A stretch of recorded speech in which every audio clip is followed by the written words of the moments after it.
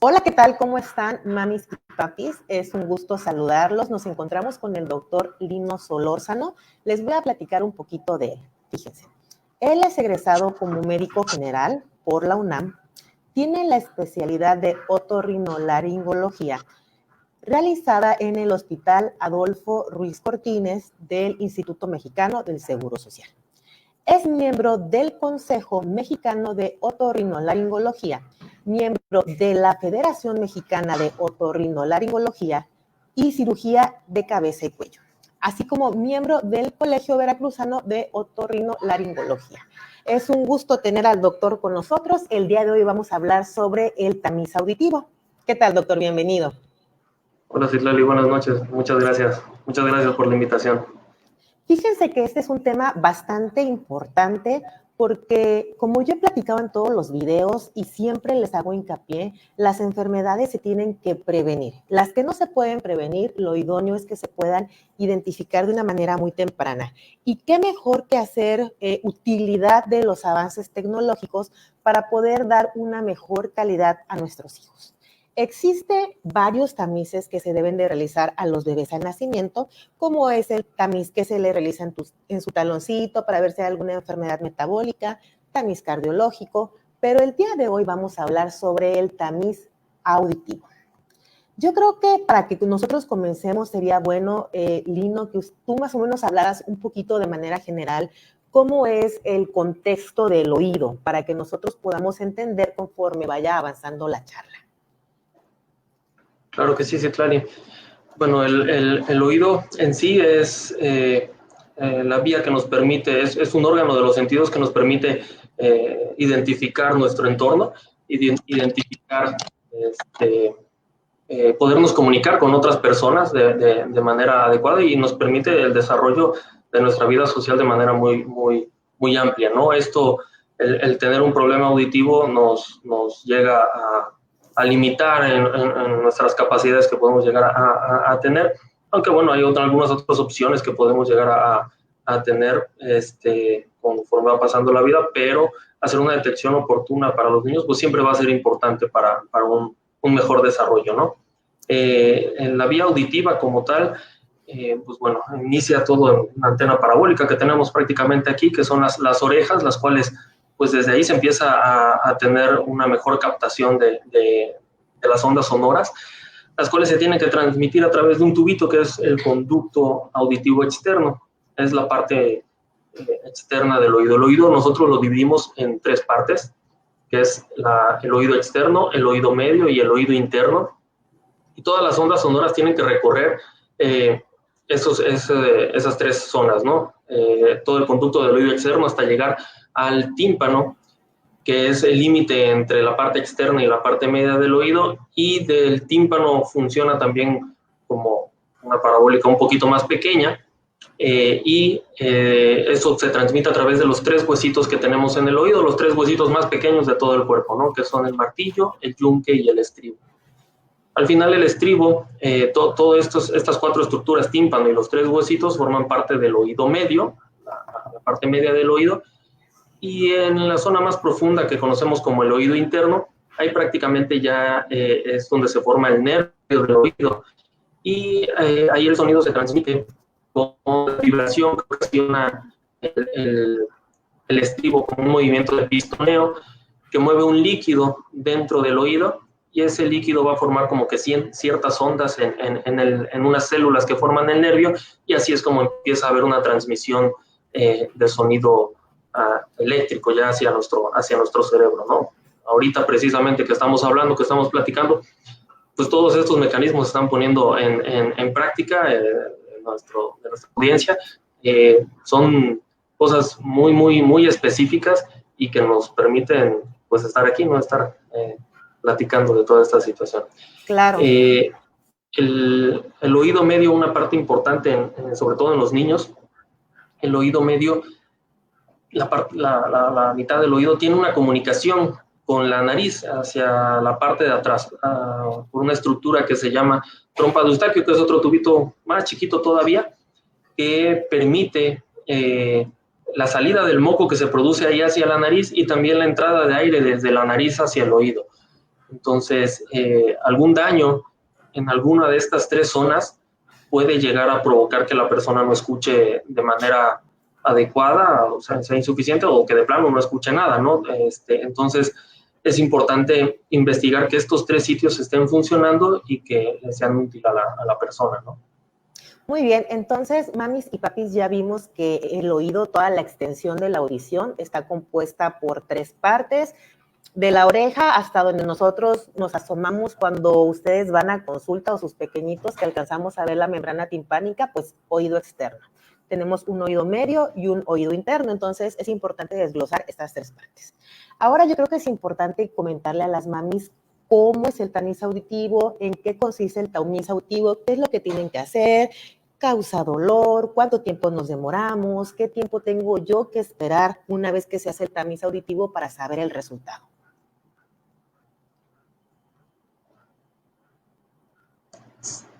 Sí, bueno. Ahí, sí, te escuchamos. Sería importante platicarle a las mamis en qué consiste la realización del tamiz auditivo. Ok, el tamiz auditivo, bueno, esto es algo, es un estudio muy, muy sencillo. En realidad, bueno, tengo aquí el equipo, lo voy a mostrar. Es más o menos este equipo con una que va conectado a una sondita. El equipo realmente nos ayuda bastante en el protocolo. El estudio consiste únicamente en colocar esta sondita muy pequeña, la cual, bueno, vamos cambiando esta oliva dependiendo del tamaño del conducto del niño.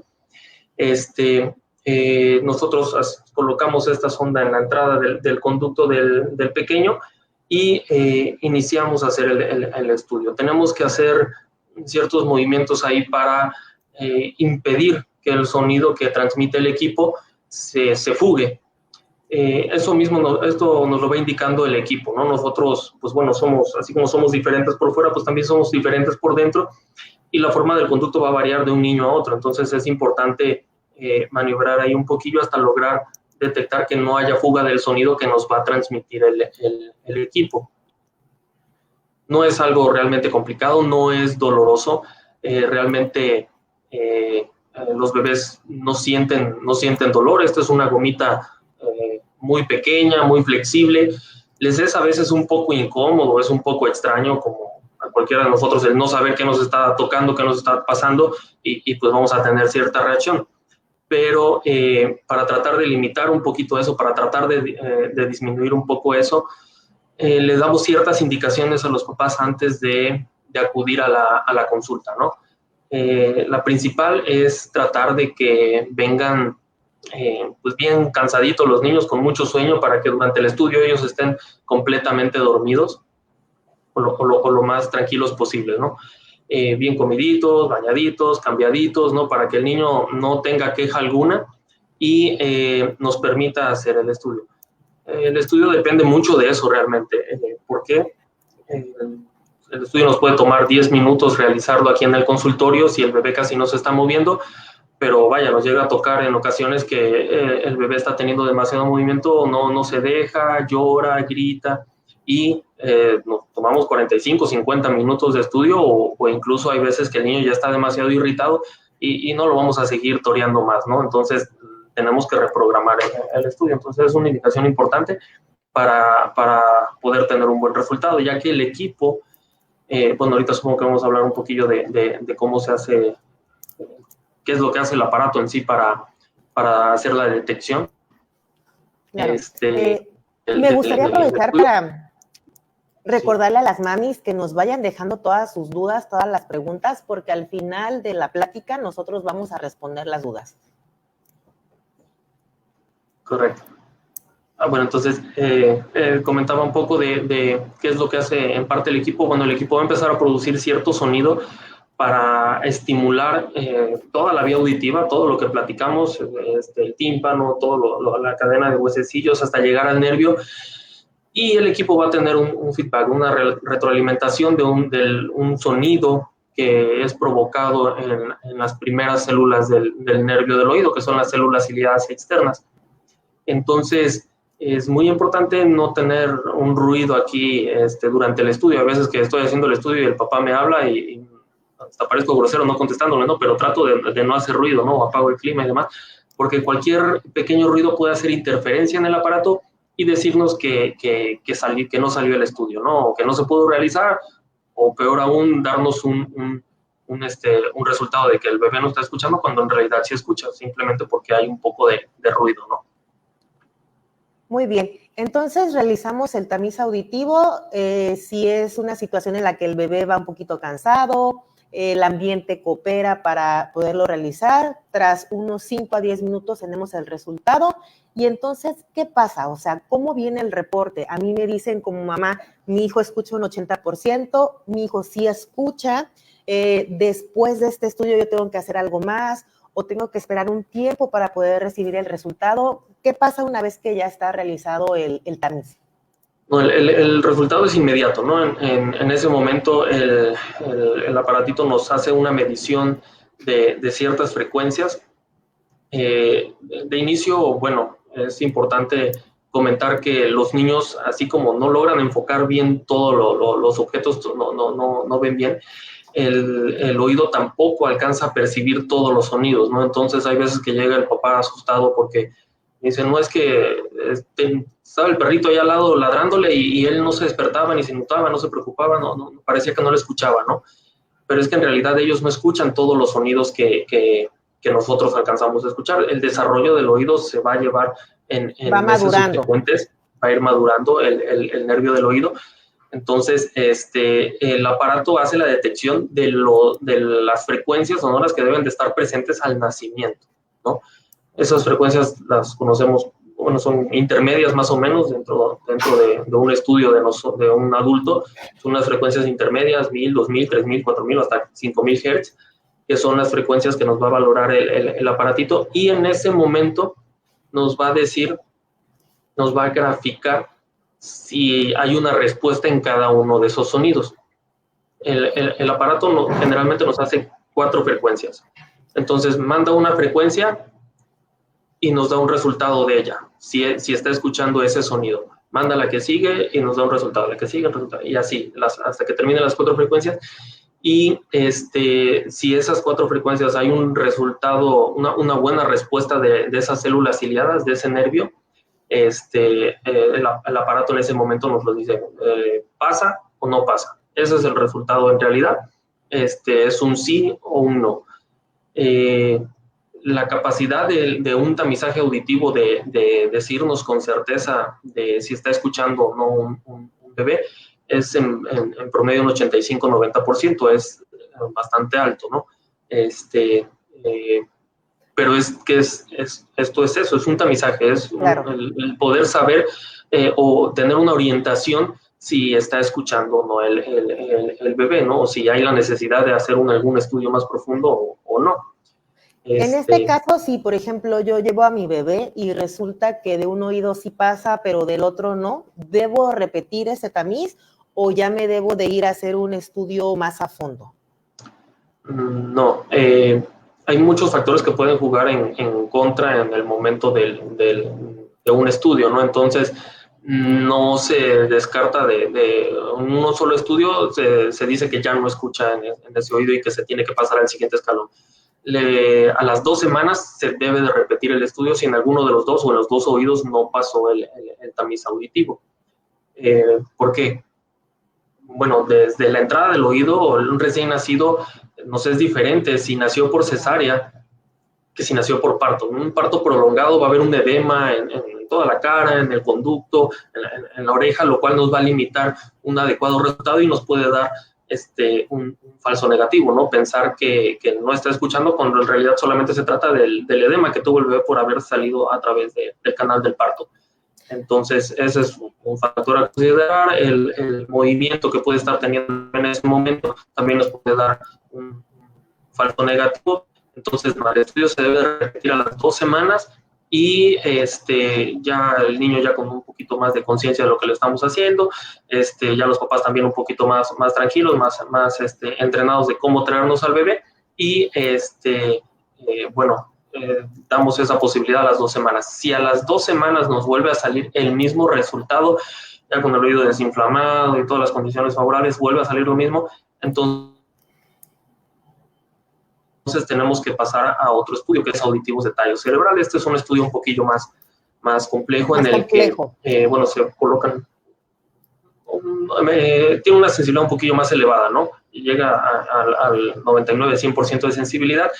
Es un poquito más tardado, es como hacer más o menos un electroencefalograma, ¿no? Estamos un poquito más acostumbrados a ese estudio, que colocación de electrodos en la cabeza, bueno, pues más o menos lo mismo, pero esa colocación de electrodos va en la parte de atrás del cuello, y al mismo tiempo estar estimulando al niño con unos audífonos. Y esto nos va a permitir saber si el nervio está funcionando o no. Entonces, esa sería básicamente la secuencia. Estudio, si salió positivo, perfecto, vigilancia nada más del desarrollo del lenguaje de manera adecuada, y si no, pasar a un segundo estudio a las 2 semanas, y si vuelve a salir el mismo estudio negativo, pasamos a unos potenciales auditivos de tallo cerebral. Perfecto. Mamis y papis, recuerden compartir este video para que aparezca en su muro y esta información pueda llegarle a muchas más personas. Si tienen alguna amiguita, algún familiar que esté embarazada, que esté próximo a nacer su bebé, esta información es súper importante para ella. Ahora, otra cosa, ¿a partir de qué edad yo lo puedo hacer? O sea, mi bebé nace un sábado o domingo, tengo que dejar pasar algunas horas, tengo que llevarlo al consultorio, se puede realizar en el hospital. Edad mínima y máxima, si es que existe, para poder realizar este estudio con una certeza adecuada.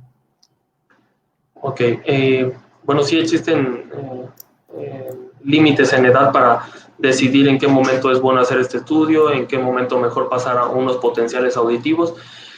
El límite máximo como tal son los 6 meses, ¿no? Lo ideal es hacerlo lo antes posible.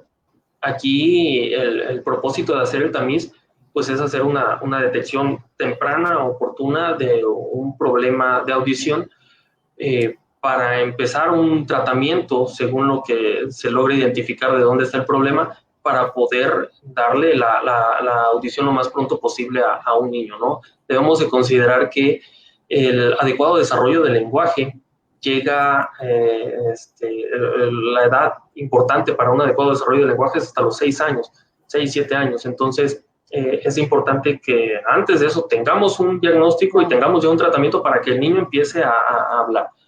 En cuanto al tamiz, como decías, hasta los 6 meses, pero lo ideal es antes. Si lo podemos hacer antes de los 3 meses, eso sería lo ideal, e incluso se puede hacer a las 24, 48, 72 horas, siempre y cuando no haya algunas condiciones. Antes de que me vaya a casa, por ejemplo, si mi bebé nace por cesárea, puede que ese día descansemos en el hospital, y antes del alta se puede realizar el estudio. Se puede realizar el estudio sin ningún problema, es correcto. Considerando ciertos factores, ¿no? Que lo del conducto que les decía, que está un poquito inflamado, que tenga suficiente peso al nacer, más de 2,5 kilos en cuanto al peso, que no haya tenido algunos factores de riesgo, como haber estado en una terapia de cuidados intensivos o intermedios, o que haya tenido a la administración de algún antibiótico o algún medicamento que pueda dañar el oído, donde a veces dejamos para hacerlo un poquito después, ¿no? Que llegue a su peso, que desarrolle un poquillo más y entonces poder hacer el estudio. Pero sí, lo ideal es antes de los 3 meses, desde las 24, 48 horas hasta los 3 meses, ¿no? Ya si se nos escapa por ahí, pues bueno, tenemos el límite de los 6 meses, pero ya después de eso sí, ya, aunque sí podríamos tener una respuesta con los potenciales, ya baja un poquito su capacidad de darnos algo con certeza, y lo mejor es hacer unos potenciales auditivos. Claro, es bien importante este punto. Es un estudio de tamizaje, es decir, hace una selección de pacientes que pudiesen tener una alteración. Incluso en el tamiz metabólico también, cuando sale una alteración, se pasa a un segundo estudio para poder confirmar. También es importante recalcar lo que nos comentaba el doctor al inicio de la plática. En este tamiz podemos identificar las ondas o los sonidos a los cuales el bebé en esa edad debe escuchar. A lo que me refiero es que posiblemente en un futuro pudiese haber alguna alteración, y es que eso también puede ser porque el paciente ya maduró en su totalidad el oído, ¿no? También puede suceder esto, que de manera inicial el tamiz esté bien y posteriormente pueda haber alguna afectación porque durante el desarrollo del bebé hubo algún proceso infeccioso o alguna situación en la nariz, por la conexión que platicamos. Me ha tocado mucho en consulta que yo platico con los papás que tienen un retraso en el desarrollo del lenguaje y me dicen, no, doctora, es que su tamiz auditivo estuvo bien, pero es un tamizaje y es lo que se esperaba para el recién nacido. O sea, no significa que en todo ese periodo de 2 o 3 años el paciente no haya pasado por algo que entorpeciera el desarrollo, y no es un estudio como decir, bueno, ya te hice una radiografía y sé que no tienes fractura. No, o sea, esto va a ir evolucionando conforme el paciente va creciendo. Sí, claro, como bien lo comentas, pues bueno, los niños van a tener múltiples gripas, múltiples infecciones virales, van a estar recibiendo diferentes tratamientos de antibióticos seguramente, que hay algunos que llegan a causar un poco de daño al oído, principalmente aminoglucósidos. Esa gripita, ese moquito que producimos en la nariz, puede llegar al oído a través de ese tubito de la trompa de Eustaquio que los comunica, y eso también bajar la audición, y entonces hay niños que están escuchando como si estuvieran debajo del agua, ¿no? O sea, tienen el moco ahí atorado y ese moco no permite la adecuada transmisión, el adecuado movimiento, en este caso de los huesitos del oído, no se mueven de manera adecuada y no logran transmitir el sonido de manera adecuada. Claro, eso nos va a permitir hacer es sobre todo para detectar un niño que haya nacido con ese problema para poder darle tratamiento. Pero vaya, vemos pacientes en la consulta que más adelante pueden tener algún problemita en la audición, y habrá que estudiarlo, ¿no? En su momento, si tiene más de 5 años, ya le toca hacerle una audiometría, hacerle una timpanometría para ver si está ventilando bien el oído, si no tiene moco acumulado. Hay otras cosas que puede tener ahí el bebé, pero sí, al nacimiento eso nos va a permitir conocer eso específicamente, ¿no? Si se desarrolló el oído. Ya nos están llegando algunas preguntas, sigan escribiéndonos, esta es la oportunidad, tenemos al experto aquí en vivo con nosotros para que queden todas sus preguntas, todas sus dudas completamente resueltas. Ahora, bueno, ¿por qué es tan importante realizar un tamiz auditivo? Porque nosotros empezamos a seleccionar y ver qué paciente realmente pudo haber nacido con alguna deficiencia auditiva o con sordera como tal. Yo les he comentado en otras ocasiones, porque también me ha tocado en consulta que les pregunto a los papás, ¿hicieron tamiz auditivo? No, doctora, es que no es necesario porque es que ya balbucea. Los bebés pueden balbucear sin que esto signifique que realmente escuchan. Entonces, ¿cuáles serían así, por puntos o de manera más concreta, los beneficios de tener o de realizar un tamiz auditivo? ¿Cómo vamos a ayudar a los pacientes? Bueno, el principal, como lo explicaba, pues es hacer la detección oportuna de un trastorno, principalmente en el nervio, ¿no? Lo que hace el aparato, pues sí, nos valora que el sonido llegue hasta el nervio y que haya una respuesta de regreso del nervio. Pero puede haber un trastorno en medio, en la parte externa, en la parte media del oído, que también impide un poco esta transmisión. Entonces, hacer una investigación, o sea, después de un tamiz, si nos sale mal del tamiz, tenemos que hacer otras pruebas, ¿no? Tenemos que hacer una tomografía o una resonancia para ver si hay algún trastorno en el desarrollo del nervio del oído, y dependiendo de eso se decide si hay que hacer un implante coclear al niño, o hacer una adaptación de auxiliares auditivos, o si tiene alguna malformación en la cadena de huesecitos y se le puede hacer algo. Bueno, eso es algo que ya se detecta de manera oportuna, aunque el tratamiento es a mayor edad. O si tiene una atresia en el conducto, esto luego a veces es un poco profunda. Una atresia es el hecho de que el conducto, la parte externa del oído, tenga un fondo de saco ciego, o sea, no se abrió, no llega el sonido hasta el tímpano. Entonces, la conexión eso está bloqueada, ¿no? Entonces, hacer la detección de si el niño va a poder tener una oportunidad de escuchar adecuadamente y por ende desarrollar de manera adecuada su lenguaje, ese es el principal beneficio del tamiz auditivo. Ahora, sí es muy importante, y honestamente nos falta un poco de cultura de este estudio, porque me pasa que todos los papás, ¿no? Y no nada más ¿no? El cardiológico también veo que casi no lo realizan, el oftalmológico también veo que casi no se realiza, aunque, por ejemplo, y el que siempre piden es el tamiz metabólico, que por supuesto es muy importante, y el tamiz metabólico va a detectar varias enfermedades, incluso hay enfermedades menos comunes que detecta el tamiz metabólico que la hipoacusia congénita, ¿no? Que la pérdida de audición de nacimiento. Es más frecuente tener una pérdida de audición al nacimiento que alguna de las enfermedades que detecta el tamiz metabólico. Entonces, sí es muy importante el realizarlo y pues bueno, es realmente, obviamente, un estudio más joven que el tamiz metabólico y pues esperamos que conforme vaya pasando el tiempo esto se vaya haciendo más cultura y se tenga un mayor uso, ¿no? Y beneficio al final para la población. Así es, de hecho es lo que yo también había notado en consulta, se les hace el comentario siempre como un requisito el que el niño tenga el tamiz auditivo por la alta incidencia, como bien comentas, si lo comparamos con una enfermedad metabólica. Entonces es parte de la labor que nosotros queremos hacer, dar la información, conocer, por eso les pedimos siempre que compartan los videos. Y ahora algo súper importante es esto. ¿Cómo nuestros hijos se pueden comunicar? Pues con el lenguaje. Es muy complicado que un niño que tiene alguna deficiencia auditiva o una sordera como tal se pueda comunicar. Entonces, esta es una situación en la cual al pequeño le va a generar una impotencia porque en realidad no es capaz de poder tener esa interacción. Y esto nosotros lo podemos prevenir desde el momento en que nace. Ya nos dijo el doctor, puedes tener a tu bebé antes de que te vayas de alta a tu casa, tú ya te vas con tu tamiz auditivo. Si hay alguna alteración, se tiene que repetir a los 15 días. Siempre y cuando nosotros tengamos la certeza que no hay ninguna alteración en oídos, en nariz, muy importante en nariz, mamis, porque recuerden que a diferencia de los niños más grandes o los adultos, la naricita de los bebés todavía no se ha llenado de vellitos, que es como un protector. Entonces, los cornetitos, que son las bolitas que están atrás, que se encargan de que calienten el oxígeno para llegar al pulmón, se pueden inflamar. Entonces, por la misma conexión puede haber alguna alteración.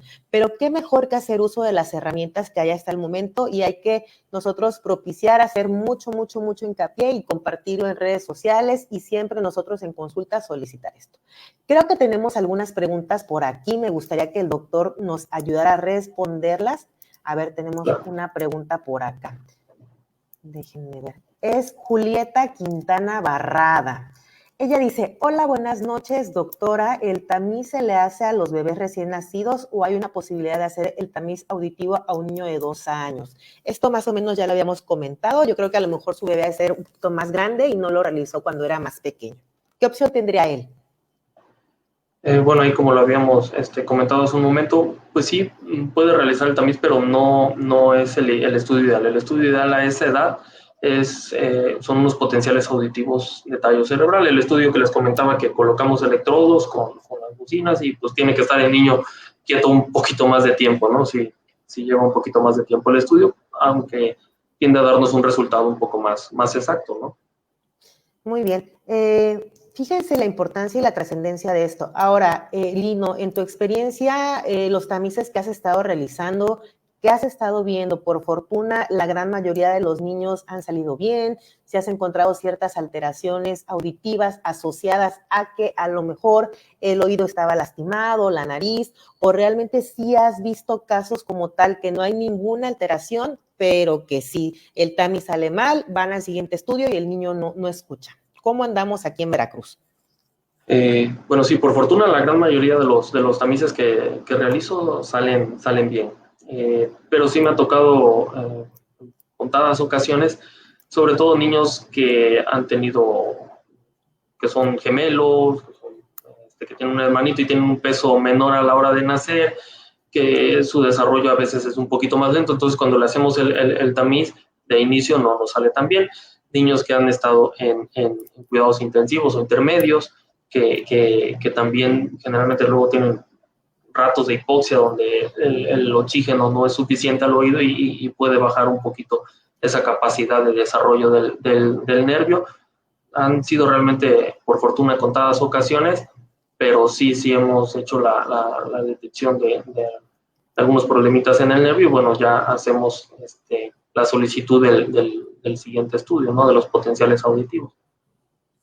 Muy bien, pues yo creo que esta información ha sido de suma importancia para todos nosotros.